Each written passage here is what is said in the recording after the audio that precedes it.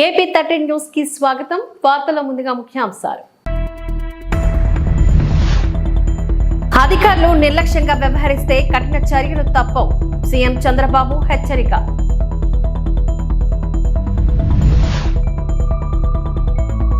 సాధారణ పరిస్థితులు వచ్చే వరకు ప్రభుత్వం అండగా ఉంటుంది. హోంమంత్రి వంగలపూడి అనిత హితవు.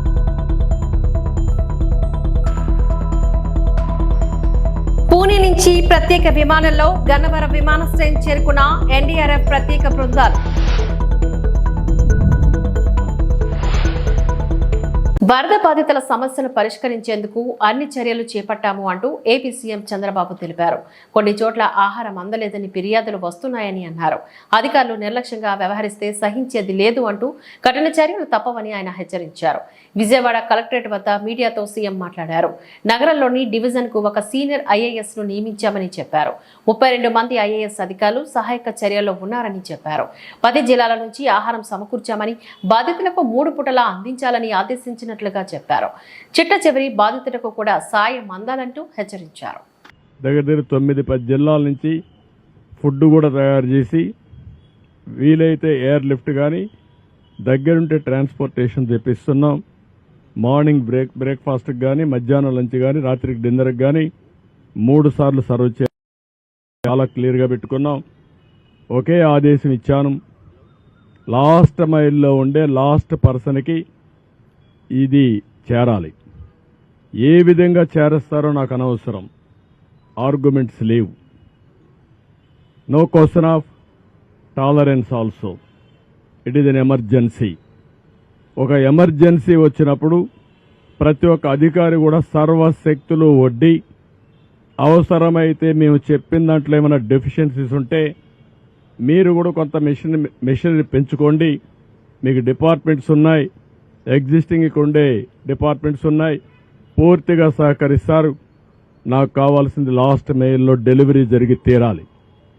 2 రోజుల నుంచి ఇబ్బందిలో ఉండే ప్రజలు ఇంకా కూడా ఇబ్బంది పడడానికి వీలు లేదు. అది చాలా స్పష్టంగా ఆదేశాలు ఇచ్చా. ఇంకా ఆదేశాలను అమలు చేయకపోతే చాలా కఠినంగా కూడా వ్యవహరిస్తా. ఆ విషయం కూడా చెప్తున్నా. నేను అందుకే చాలా క్లియర్గా హైరార్కీ ఇచ్చా. టెక్నాలజీ కూడా మైన్యూట్ డీటెయిల్స్ వర్కౌట్ చేసి ఆ విషయం కూడా మీకు చెప్పాలి. ఎందుకంటే సింగ్ నగర్కి అన్ని వెహికల్స్ వస్తే అక్కడ అందరూ రావడం, పెద్ద ఎత్తున అక్కడి నుంచి కిందికి పోనీయకుండా చేసే పరిస్థితి వచ్చారు. సింగ్ నగర్లో ఉండే అందరినీ కోరుతున్నా, ఎవరు అక్కడ సమావేశం కావద్దండి. వెహికల్ వస్తే మీ డివిజన్కి, మీ సచివాలయం ఏరియాకి వస్తాయి, అక్కడనే డిస్ట్రిబ్యూట్ చేస్తాను తప్ప ఇక్కడ డిస్ట్రిబ్యూషన్ కూడా ఆపేయమని చెప్పాను. అది కూడా చాలా స్పష్టమైన ఆదేశాలు ఇచ్చాం. ప్రతి ఒక్క వెహికల్లో ఎవరైతే ఒక అక్టోపస్ కానిస్టేబుల్ని, ఒక గ్రే హౌండ్స్ని, ఏపీఎస్సీ స్టాఫ్ని పెట్టాం డెలివరీ ఇవ్వడానికి. వాళ్ళు తీసుకొస్తారు ఇవన్నీ. ఎక్కడన్నా ఇవన్నీ చేయకపోతే పోలీస్ ఆఫీసర్లు కూడా చాలా క్లియర్గా చెప్తున్న హైరార్కీ కూడా మోస్ట్ డిసిప్లిన్ ఫోర్స్ వచ్చి police. Be discipline. Law and order maintain చేసే బాధ్యత మీది. లా అండ్ ఆర్డర్ మెయింటైన్ చేయకపోతే నష్టం జరిగేది రిమోట్ ఏరియాలో ఉండే పేదవాడికి జరుగుతుంది. నేను చూశాను, వాళ్ళ బాధలు చూశాను. వాళ్ళ బాధలు చూస్తే వన్ననా తిరుతాం. ఒకటి కాదు, ఒక తండ్రి భార్యను వదిలిపెట్టి బిడ్డ బతుకు కోసం సేవ్ చేసుకోవాలని వచ్చాడంటే మనం ఊహించుకోవాలి. అదేవిధంగా ముసలవాళ్ళు, నడవలేని వాళ్ళు నీళ్లలో నడిచొచ్చి బట్టలు లేకుండా వచ్చారంటే వాళ్ళ బాధలు అర్థం చేసుకోవాలి. వర్షాభావ స్థితిగతుల నుంచి సాధారణ పరిస్థితులకు చేరే వరకు ప్రభుత్వం వరద బాధిత కుటుంబాలకు అండగా ఉంటుంది అంటూ రాష్ట్ర హోంమంత్రి వంగలపూడి అనిత వెల్లడించారు. ఆకలి దప్పులకు ఆస్కారం లేకుండా ప్రతి ఒక్కరిని కాపాడుకుంటామని ఆమె స్పష్టం చేశారు. మంగళవారం ఉదయం నుంచే భవానీపురం, లలితానగర్ ప్రాంతాల్లో ముంపు ప్రాంతంలోని ప్రజలకు ఆహార పొట్లాలు, నీళ్లు పంపిణీ చేశారు. మోకాళ్ల లోతు పైన ఇంకా నీరు నిలిచి ఉండటంతో ట్రాక్టర్ పైన ప్రయాణం చేస్తే ఆ కాలనీ వాసులకు ఆహారాన్ని పంచారు. చిన్నారులు, మహిళలు ప్రత్యేక ఇబ్బందికర పరిస్థితులు ఉన్న వారి వివరాలను అడిగి తెలుసుకున్నారు.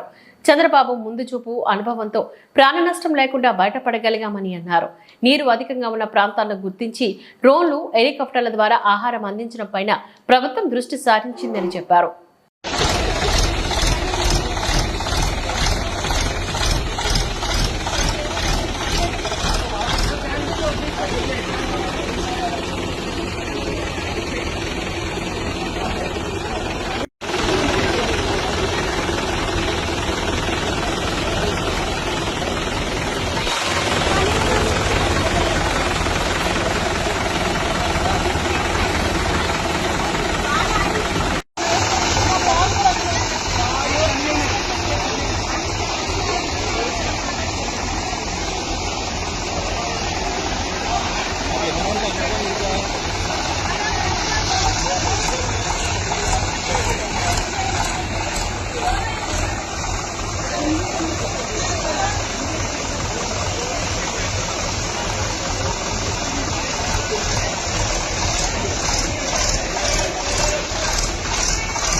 పూణే నుంచి ప్రత్యేక విమానంలో గన్నవరం విమానాశ్రయం చేరుకున్న ఎన్డీఆర్ఎఫ్ ప్రత్యేక బృందాలు 4 హెలికాప్టర్లు, మోటార్ బోట్లు, పడవలతో విమానాశ్రయం చేరుకున్న 120 మంది సిబ్బంది తదితరులు.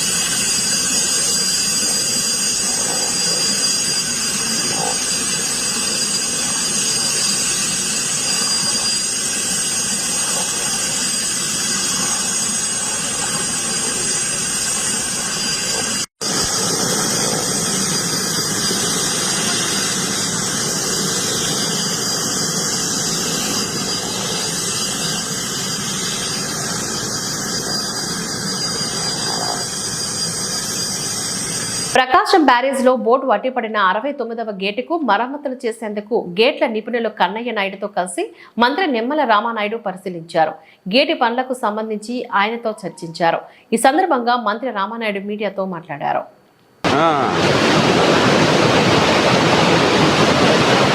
ప్రస్తుతానికి ఇబ్బంది ఏమీ లేదు కదండి. ఇప్పుడు మన గేట్ ఇప్పుడు దిగేది ఇది దిగిపోతాయి. ప్రస్తుతానికి రేపొద్దు లేపాలన్నప్పుడు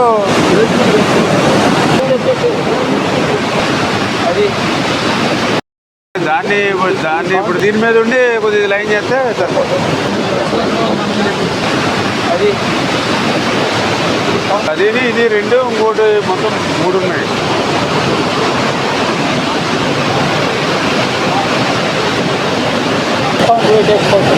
క్యాప్ కాంక్రీట్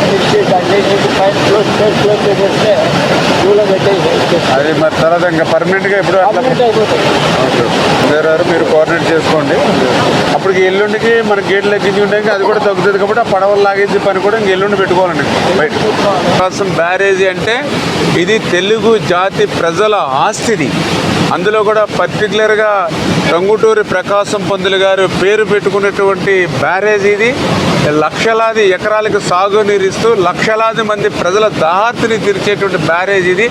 అందుచేత ఇటువంటి బ్యారేజీకి నష్టం కలిగించేటువంటి ఏ ఒక్క చిన్న చర్య కూడా మానవుడు అనేవాడు ఎవరు కూడా తీసుకోకూడదు. దేవుడు కూడా అటువంటి పని చేస్తే క్షమించాడు.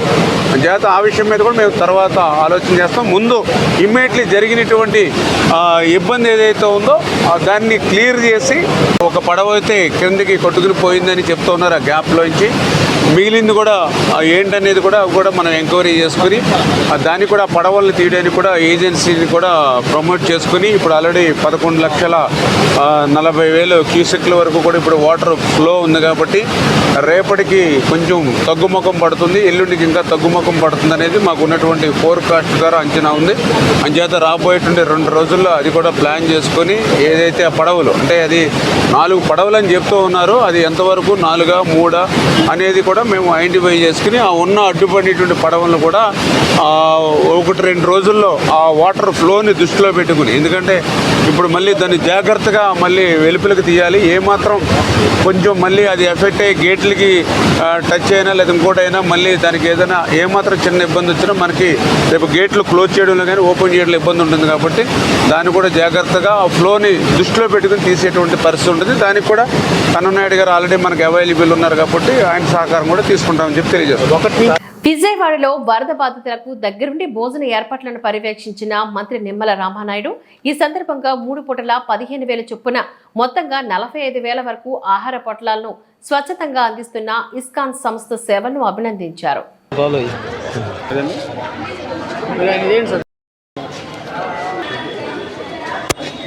నమస్తే. 16 ఎన్ని సచివాలయాలు ఉన్నాయి? 16లో ఎన్ని రోజులు అయింది వచ్చి? 4 రోజులు అయిందా? ఇప్పుడు మీ ఇళ్ళ దగ్గర ఏమైంది? మీరు ఉండేది ఎక్కడమ్మా? అక్కడ ఇళ్ళలో అని ఇల్లు ఇప్పుడు నీరు ఉంది. ఇప్పుడు అక్కడ ఇప్పుడు ఎంతమంది పెడతారు? పర్ లాట్కి 5,000 అండి. Breakfast 3 LADS, lunch 3 LADS, dinner 3 LADS. 3 LADS అంటే 3 లాట్లు కలిపి 3 లాట్లు కలిపి 15,000.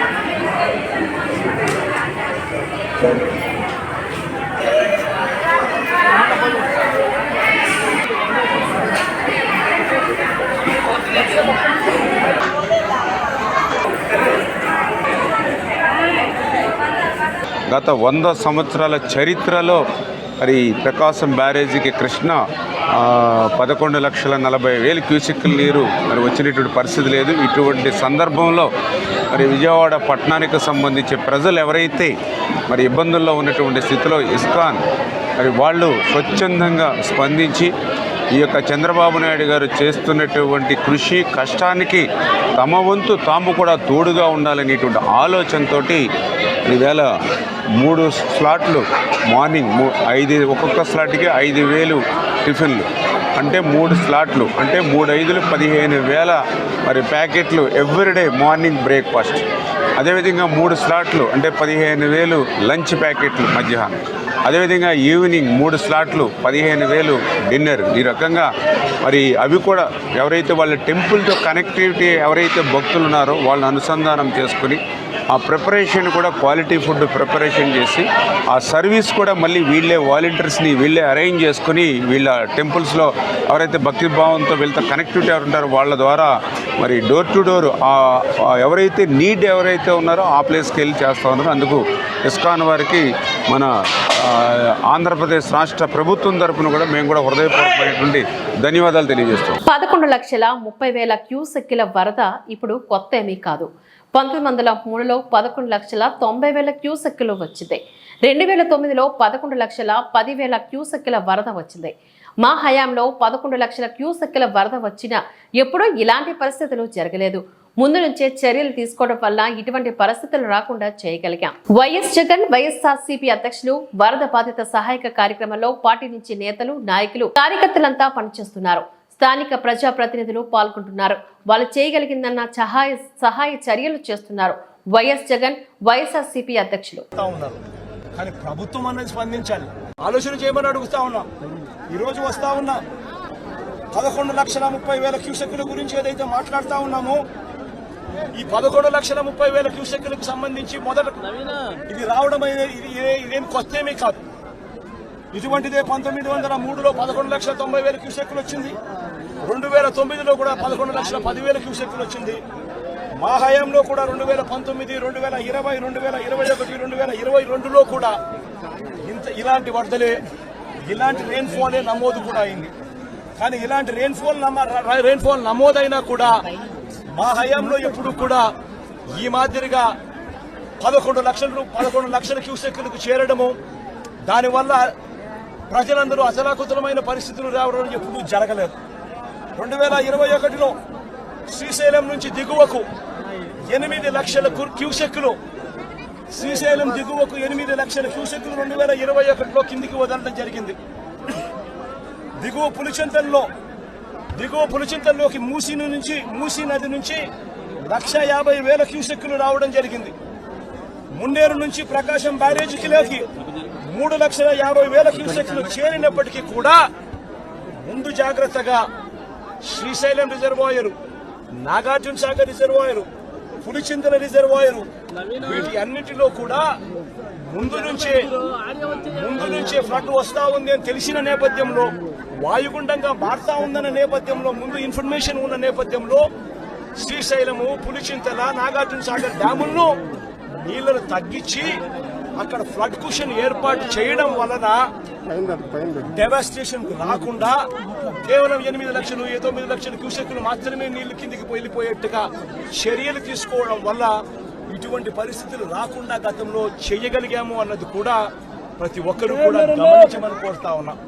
ఇంతటి మ్యాన్ మేడ్ ఫ్లడ్ క్రియేట్ చేసినందుకు చంద్రబాబు నాయుడు మొట్టమొదటిగా ప్రజలకు క్షమాపణ చెప్పాలి.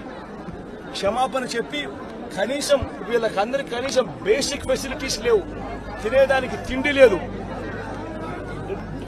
తాగేదానికి నీళ్లు లేవు, రిలీఫ్ క్యాంపులు లేవు, రూపాయి డబ్బు ఇవ్వలేదు. వీళ్ళందరూ ఎలా బతకాలని చెప్పి అడుగుతా ఉన్నారు. చంద్రబాబు నాయుడు ఇక్కడికి వచ్చి క్షమాపణ చెప్పి సమాధానం చెప్పాలి. భారీ వర్షాలు వరదలకు రైతులు నష్టపోకుండా పంట కాలువలు డ్రైన్ల ఆధునీకరణ పనుల్ని ప్రభుత్వం త్వరలో చేపడుతుందని శాసనమండలి మాజీ చైర్మన్ ఎంఎస్ షరీఫ్ చెప్పారు.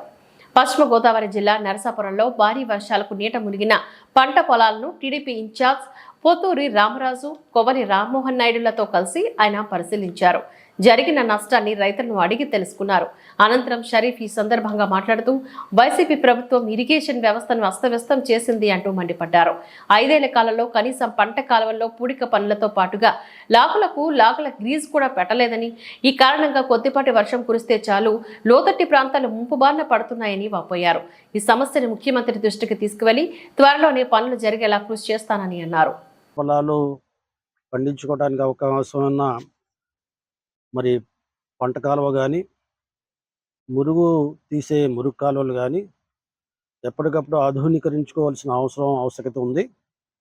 గత వైఎస్ఆర్సీపీ ప్రభుత్వ హయాంలో దీని మీద దృష్టి సారించకపోవటం వలన ఈరోజు వర్షాలు అధికంగా పడినప్పుడు కొన్ని ఆక్రమణలకు కూడా గురై ఉండటం మూలంగా ఆ నీరు ఏదైతే వర్షపు నీరు పై నుండి వచ్చే పంట పొలాల్లో నీళ్లు మరి పొలాల్లో ఉండిపోయి పంట పండించడానికి అవకాశం లేకుండా ఉంది. ఈరోజు నరసాపురం మండలంలో 9,000 పైచిలుకు పొలాలు ఉన్నాయి, పంట పొలాలు ఉన్నాయి. అందులో ఈసారి కేవలం 2,600 ఎకరాలు మాత్రమే ఈరోజు ఊడ్చారు, వరి చేనులకు ఊడ్చారు. దానికోసం ఏదైతే ఒకసారి చూసుకుంటే ఈ నారుమళ్ళు అయితే 9,000 ఎకరాల్లో పైబడి వేసి ఉంటారు, ఇంచుమించుగా వేసి ఉంటారు. కొన్ని మిగిలిపోతాయి, ఎందుకులే అనవసరమని వేసి ఉండకపోవచ్చు. కానీ నారుమళ్ళు వేసింది ఎక్కువగా ఉంది. 2,000 కంటే ఎక్కువ ఉన్నారు. 2,000 కంటే 3,000, 4,000 ఎకరాలు ఉండొచ్చు. అయితే ఊడ్చిన వాళ్ళ మట్టుకు 2,600 ఎకరాలు ఉంటాయి. దీంట్లో సుమారుగా 900 ఎకరాలు ఈరోజు పూర్తిగా ముంపుకు గురైనవి. ఈరోజు ఏదైతే పంట పొలాలు ఊడ్చారో ఈ వర్షపు నీళ్లు బిగపట్టేసి ఈరోజు ఆ ఊడ్చిన పొలాల యొక్క వరి కంకెలు బాగా దెబ్బతిన్నాయి, కుళ్ళిపోయినాయి. అంటే 50%, 60% దిగుబడి తగ్గిపోయే ప్రమాదం ఉంది. అంటే ఊడ్చిన దానికి ఖర్చులు కూడా వచ్చే పరిస్థితి లేదు. దీనికి కారణం ఈ డ్రైన్ ఆధునీకరించకపోవటం అనేది ప్రధాన కారణం రైతులు చెప్తున్నారు.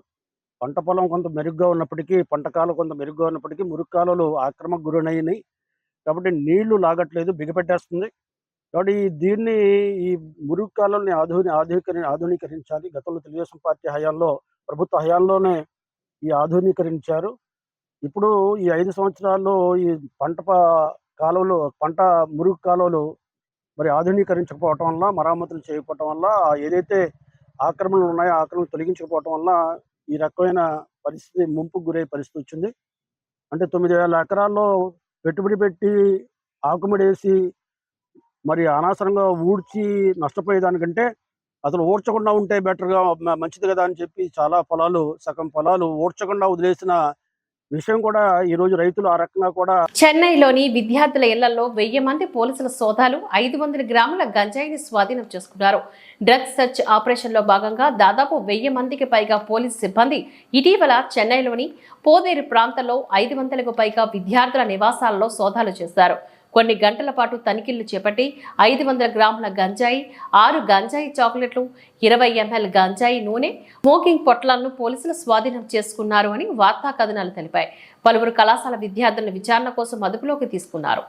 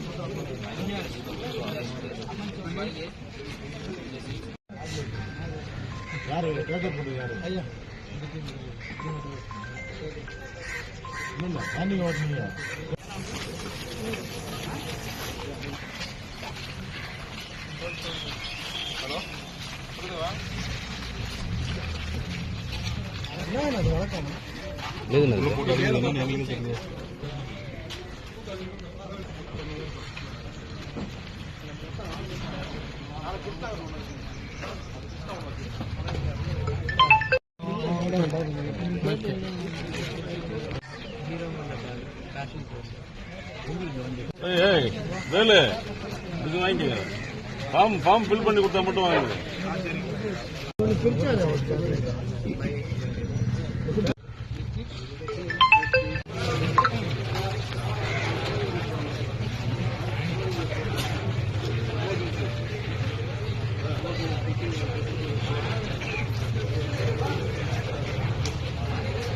విజయవాడలోని సింగ్ నగర్లో ఆర్తనాదాలు వినిపిస్తున్నాయి. ఆహారం లేక జనం అనేక ఇబ్బందులు ఎదుర్కొంటున్నారు. పలు కాలనీలకు ఇంకా త్రాగునీరు చేరలేదు. ప్రస్తుతం ముంపు ప్రాంతాల్లో 5 హెలికాప్టర్లు, డ్రోన్లతో ఆహారం సరఫరా చేస్తున్నారు. పెద్ద ఎత్తున ప్రభుత్వం పాలు, వాటర్, ఆహార పొట్లాలు అందించే ప్రయత్నం చేస్తున్నారు.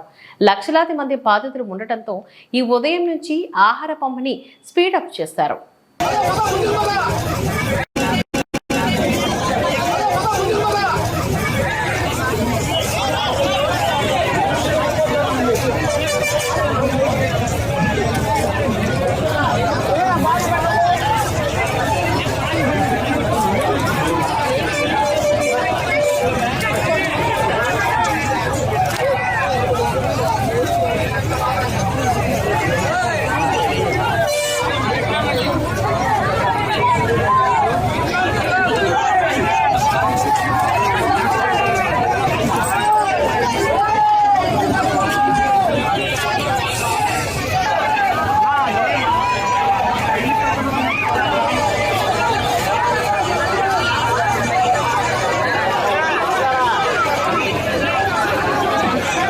పర్యావరణ హితంగా జీవించుదాం, మట్టితో చేసిన గణపతిని పూజిద్దాం అంటూ గ్రీన్ క్లైమేట్ టీమ్ ఎన్జీఓ వ్యవస్థాపక కార్యదర్శి జేవి రత్నం మంగళవారం ఉదయం ఆల్బర్టస్ ఎడ్యుకేషనల్ కాంప్లెక్స్ లోని ఎన్విపిలా కాలేజ్ సిమ్స్ సిఎంటి విద్యా సంస్థలో మట్టి వినాయక ప్రతిమను తయారు చేసిన అనంతరం ఆయన ఈ సందర్భంగా మాట్లాడారు. జీవీఎంసీ కమిషనర్ సంపత్ కుమార్ ఆదేశానుసారం నగరంలోని 30 విద్యా సంస్థల్లో మట్టి వినాయక ప్రతిమను విద్యార్థులతో తయారు చేసిన అనంతరం అవగాహన కల్పించామని చెప్పారు. రాబోయే వినాయక చవితికి మట్టి గణపతిని బొమ్మను పూజించుదామంటూ పిలుపునిచ్చారు. ప్లాస్టర్ ఆఫ్ ప్యారిస్ ప్లాస్టిక్ తోని, రసాయనాలతోని, భారీ లోహాల రంగులతో ఉన్న గణపతి బొమ్మల వాడకం హానికరమని, మన వాతావరణాన్ని కలుషితం చేస్తాయని పేర్కొన్నారు. ఈ అంశాలను దృష్టిలో ఉంచుకొని మట్టితో ఉన్న గణపతిని బొమ్మలను పూజించాలి అంటూ హితవు పలికారు. జల వనరులను కాపాడుకోవాలని కోరారు. ఈ అవగాహన కార్యక్రమంలో Albardas educational complex executive director Deepika Das, NVP colony principal doctor Alok Chandrudu, assistant professor Rupam, CMT business school director doctor Arjuna, SIMS principal doctor Lawrence, director doctor Sai Prashanth తదితరులు ఈ కార్యక్రమంలో పాల్గొని మాట్లాడారు. ఈ కార్యక్రమంలో గ్రీన్ క్లైమేట్ టీమ్ ఎన్జీఓ కోఆర్డినేటర్లు జనపరెడ్డి రవితేజ, ఐ కృష్ణకుమారి, జిఎన్ మురళి తదితరులు ఈ కార్యక్రమంలో పాల్గొన్నారు. ఈరోజు ఎండాడలో ఏదైతే ఎన్విపి లా కాలేజీ ఉందో, సిమ్స్ కాలేజీ ఉందో, ఇక్కడ ఈ 3 క్యాంపస్లో కలిపి మనం మట్టి వినాయక ప్రతిమలు తయారు చేయడం జరిగింది. ఏదైతే రానున్న వినాయక చవితిని దృష్టిలో తీసుకుని ప్రతి ఒక్కరూ మట్టి వినాయకుల మీద అవగాహన పెంపొందించుకోవాలని, ప్లాస్టర్ ఆఫ్ ప్యారిస్ వల్ల, రంగురంగుల మట్టి వినాయక ప్రతిమల వల్ల కలిగే నష్టాన్ని అర్థం చేసుకొని వాటిని నివారించాలని, మట్టితోనే వినాయక ప్రతిమలు తయారు చేసి పూజించాలని జీవీఎంసీ కమిషనర్ సంపత్ కుమార్ ఆదేశానుసారం ఈ కాలేజీలో 3 క్యాంపస్ల్లో కూడా మట్టి వినాయక ప్రతిమలు తయారు చేయడం జరిగింది. ఇలాగే గడిచిన 20 రోజులుగా మనం 30 విద్యా సంస్థల్లో మట్టి వినాయక ప్రతిమల మీద క్యాంపెయిన్ చేస్తూ వస్తున్నాము. ప్రతి ఒక్కరూ మట్టి వినాయకుల్ని పూజించాలని విశాఖ ప్రజలందరికీ మనం మనవి చేస్తాం. గుడ్ మార్నింగ్, నా పేరు శ్రావణి. నేను సిమ్స్ కాలేజ్లో MCA చదువుతున్నాను. ఇవాళ మా క్యాంపస్లోని వినాయక చవితి సందర్భంగా ఎకో ఫ్రెండ్లీ వినాయకులను అయితే తయారు చేయడం జరిగింది. ఎకో ఫ్రెండ్లీ ఎందుకంటే మనకి ఇప్పుడున్న పొల్యూషన్లోని మనం నిమజ్జనం చేసిన తర్వాత మన సముద్రంలో చాలా కలుషితం అయితే జరుగుతుంది. మనం ప్లాస్టర్ ఆఫ్ ప్యారిస్ కానీ, కలర్స్ కానీ వాడడం వల్ల మన వాటర్లో ఉండే ఫిషెస్ కానీ ఏమైతే ఉన్నాయో అవన్నిటికి కూడా హానికరంగా అయితే మారుతుంది. సో అందుకోసమనే మనం మట్టితో చేసినవి అయితే మనకి సముద్రంలో ఉన్న జీవాలకి చాలా మంచిది అండ్ మనకి కూడా చాలా ఉపయోగకరంగా ఉంటుంది. మట్టి గణపతిని పూజిద్దాం. 21 మూలికలున్న ఆకులతోటి మనం పూజలు చేయాలని పెంచుదాం, పర్యావరణాన్ని రక్షిద్దాం. ఈ సంవత్సరం 2024 గణేష్ చతుర్థికి మనం అందరం వరదల్లో చనిపోయిన వారి కుటుంబాలకు జిల్లా కలెక్టర్, స్థానిక ఎమ్మెల్యే పాయి వెంకటేశ్వర్లు చేతుల మీదుగా 15 లక్షల చెక్కులు పంపిణీ చేశారు. భద్రాద్రి కొత్తగూడెం జిల్లా పినపాక నియోజకవర్గంలో కురిసిన వర్షాలకు గాను వరదల్లో చిక్కుకొని మృత్యువాత పడ్డ అశ్వాపురం మండలానికి చెందిన కల్లూరి నీలమయ్య, తాటి యాదెమ్మ, మనుకూరు మండలానికి చెందిన మృతుడు నందికోల రాము 3 కుటుంబాల సభ్యులకు గాను మనుకూరు తహసీల్దార్ కార్యాలయంలో ఈరోజు భద్రాద్రి కొత్తగూడెం జిల్లా కలెక్టర్ జితేష్ వి పాటిల్, పినపాక ఎమ్మెల్యే పాయం వెంకటేశ్వర్ల చేతుల మీదుగా ఒక్కొక్కరికి 5 లక్షల రూపాయల చొప్పున చెక్కులను పంపిణీ చేశారు. స్థానిక ఎమ్మెల్యే పాయం వెంకటేశ్వర్లు ఈ సందర్భంగా మాట్లాడుతూ తన పుట్టిన దగ్గర నుంచి ఇంతవరకు ఇలాంటి వరద బీభత్సం చూడలేదని, ఈ తుపానుకు నియోజకవర్గంలోని మనుగూరు, అశ్వాపురం మండలాల ప్రజలు తీవ్రంగా నష్టపోయారని వాపోయారు. ఈ మండలాల్లో మృతి చెందిన వారి కుటుంబాలకు తక్షణ సహాయం కోసం ఒక్కో కుటుంబానికి 5 లక్షల రూపాయల చెక్కును ఈ ప్రభుత్వం తరపున అందించడం జరిగిందని చెప్పారు. వరదల వల్ల నష్టపోయిన సుమారు 50 కుటుంబాలకు అన్ని విధాలా తాము అండగా ఉంటామని హామీనిచ్చారు. అనంతరం జిల్లా కలెక్టర్ ఈ సందర్భంగా మాట్లాడుతూ ఈ వరదల వల్ల ఎందరో ఇళ్లలో నీళ్లు చేరి ఎందరో నిరాశ్రులయ్యారని, అట్టివారు ఎంతమంది ఉన్నారు, వారి కుటుంబాలను స్థానిక తహసీల్దార్ ద్వారా రిపోర్టు తీసుకుని వాళ్ళందరికీ ప్రభుత్వం నుంచి రావాల్సినటువంటి సాయం త్వరలోని అందిస్తామని ఆయన పేర్కొన్నారు. రానున్న 2-3 రోజులు భారీ వర్షాలు ఉన్న కారణంగా రైతులు, వృద్ధులు బయటకు రావద్దంటూ సూచించారు. బరాబర్గా వాళ్ళకి వచ్చే విధంగా మేము వెంటనే అది యాక్షన్ తీసుకుంటాం.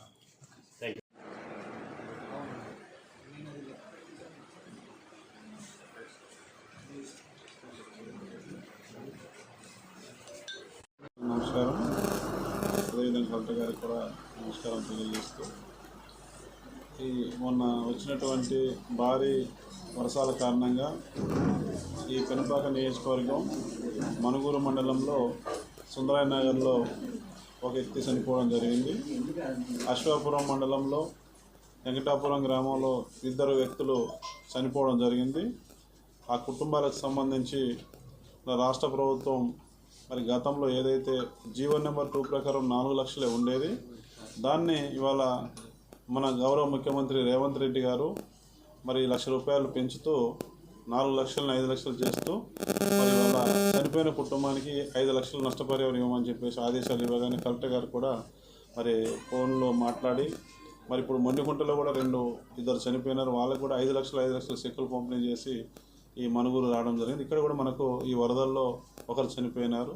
దానికి కూడా ఇప్పుడు మీ అందరి సమక్షంలో 5 లక్షల రూపాయల చెక్కు పంపిణీ చేయడం జరిగింది. చనిపోయిన కుటుంబానికి ప్రభుత్వం తరపున ఇచ్చే సహాయం మరి ఆ రకంగా మరి వెంటనే స్పందించి మరి వరదల్లో అకాల వర్షాలు నా పుట్టినప్పటి నుంచి కూడా నేను చూడలేదు ఇంత వరద. మరి వాళ్ళ ప్రకృతి కోపంతో మరి వాళ్ళ ప్రళయంలాగా మన మనుగూరు పట్టణం మీద మన అశ్వాపురంలో పడ్డం అనేది బాధాకరమైనప్పటికీ, చనిపోయింది కూడా బాధాకరం మనందరికీ. అయినా కూడా ప్రభుత్వం ఇవాళ ముఖ్యమంత్రి గారు వెంటనే స్పందించి లేట్ కాకుండా, గతంలో లేట్ అయ్యే పరిస్థితులు ఉండేది కానీ లేట్ కాకుండా వెంటనే స్పందించి మరి కలెక్టర్ గారు మెసేజ్ ఇచ్చినారు, మేము మెసేజ్ ఇచ్చినాం. మరి దీన్ని 5 లక్షల రూపాయలు ఇంత త్వరగా అందజేయడం అనేది మరి ముఖ్యమంత్రి గారికి కూడా నేను మరి ప్రత్యేకంగా ధన్యవాదాలు తెలియజేస్తా ఉన్నా. నా ఒకటే విజ్ఞప్తి ఉంది, ఈ 3 ఎవరైనా ఇప్పుడు వరదలో చనిపోయారు, అట్లా మళ్ళీ సంఘటనలు జరగొద్దు అని మా విజ్ఞప్తి ఏముందంటే, దయచేసి మేము అందరికీ సమాచారం తెలియజేస్తాము. ప్రెస్ మీడియా మన జిల్లాలో చాలా యాక్టివ్ ఉంది, వాళ్ళు కూడా చాలా వెంటనే వాళ్ళకి అందరికీ ఇస్తారు. అసలు 5 మినిట్స్లో సమాచారం అందరికీ వెళ్ళిపోతుంది. కానీ ఏమవుతుందంటే అది నమ్మకుండా పొలాలకి పోవడం, వాగులు దాటడం, దానివల్ల ఏమవుతుందంటే 2-3 కోసం అందరూ ఆగమైపోతారు. సో నా విజ్ఞప్తి ఏముందంటే, మేము ఇచ్చిన సూచనలు దయచేసి అందరూ పాటించాలి. ఇట్లా వర్షం ఇంకా మనం చూస్తూ ఉన్నాం, ఇట్లా చాలా పడతా ఉంటుంది. కాబట్టి ఆ రోజైనా మా విజ్ఞప్తి మన్నించి మీరు పొలాలకి వెళ్ళడం అది అవాయిడ్ చేయాలి. ఇప్పుడు మనకి ఎల్లంపల్లి నుంచి నీటి వదిలేయడం జరుగుతుంది, 6 lakhs క్యూసెక్స్ వస్తూ ఉంది. సో మనకి లెక్క పెడితే రేపు గోదావరి ప్రాంతంలో లెవెల్ పెరుగుతుంది. ఇప్పుడు 26 ఫీట్కి ఉంది గోదావరి, అది వెంటనే 10-20 ఫీట్ జంప్ అవుతుంది. సో అందుకే మీడియా ద్వారా సమాచారం వస్తే దయచేసి ఎవరు కూడా వయసున్న మనుషులకి పొలం కాడ అది వెళ్ళే అలవాటు ఉంటుంది, వాళ్ళకి దయచేసి ఆపేయండి. సిబ్బంది వెంటనే మీకు రెస్పాన్స్ ఇస్తుంది. అండ్ మీకు ఎక్కడైనా సమస్య వచ్చేస్తే అధికారులకి చేసుకోండి, సో దట్ మేము మీకు సాయం చేస్తాం. ఈ వార్తలు ఇంతటితో సమాప్తం. నమస్కారం.